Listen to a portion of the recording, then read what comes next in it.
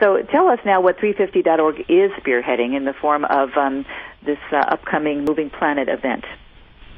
Yes, really exciting, actually. On September 24th, hundreds of thousands of activists, grassroots activists from across the world are coming together, flexing literal muscle on bike rides from 5 hours to 350 hours, on bike rallies across the world calling for a fossil fuel-free world. And those are some words you haven't heard come up for a long time, but the tar sands protest with Daryl Hannah, with so many people standing up in the last couple of months, I think this is really a moment for us to stand up and talk about solutions to climate change at every level of government, and also an opportunity for elected officials to get in front of a constituency who wants to see this happen, who's engaged, who's ready, who's willing to put their own muscles on the line using fossil fuel-free transportation. It should be really exciting. And Daryl Hannah being arrested made for a nice photo op, but it's also, the likes of Dr. James Hansen, NASA's climate scientist, that is so dramatic, because this is a scientist being arrested. The man who early on, several decades ago, went to Congress, along with Al Gore earlier, to try to sound a warning, and he's now it says a lot that he's having to be arrested outside the White House because he cannot get the attention that he and his fellow climate scientists deserve. I mean, I think that it speaks to how little interest we have in science-based, how little interest Congress has in science-based solutions. And it's silly. And everyday people, we realize that. And what's really exciting about Moving Planet this year is the partnerships just across the spectrum, from business leaders to women's groups and human rights groups, from, bike co-ops to public transportation advocates, just across the board, all sorts of people coming on board. And faith partnerships especially have just been overwhelming. We had one pastor in Minneapolis who actually went out and raised $7,000 to hire an organizer for his city by talking to his congregants one at a time. Is this going to be another worldwide event, and how do you go about organizing such a massive undertaking? It's a great question. It is a worldwide event. The 350-hour bike ride that I just mentioned is actually happening in Indonesia. They'll be riding their bicycles for 350 hours. I hope that's leading up to Moving Planet, which is very intense and very exciting. I'll probably be on a slightly shorter ride myself that day. Good for you. Well, for them. I think you'll be needed as a communications coordinator. You need to tell us what's happening.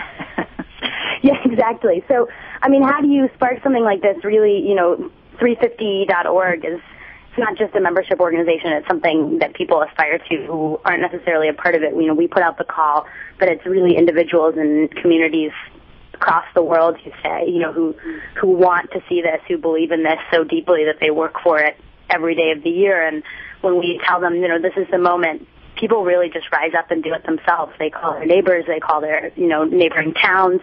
We have, a very skeletal crew here at 350. It's really the volunteers across the world that do it. And last year, the big event was 10-10-10. How many people took part, and what were some of the highlights from that also worldwide, protest or activism? Yeah, I mean, it was probably one of the largest rallies to ever call for action on climate change, and we had thousands of events, I think upwards of 5,000 across the world last year.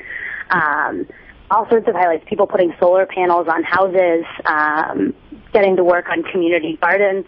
Recently, I was in Cincinnati doing a training for some of our organizers there, and they took me on a tour of the community garden that they had built last year on 10-10-10. Something really exciting about that event was that there's actual physical evidence of it this year as you go around community to community of new solar panels, new gardens, just across the world, which is really exciting. How can people participate in the Moving Planet event September 24th, Molly? Yeah, well, I would first say just a word to the Climate Reality Project that, that's going to be a massive worldwide day of vacation, which we are all helping with. And then following that is the massive worldwide day of action with Moving Planet.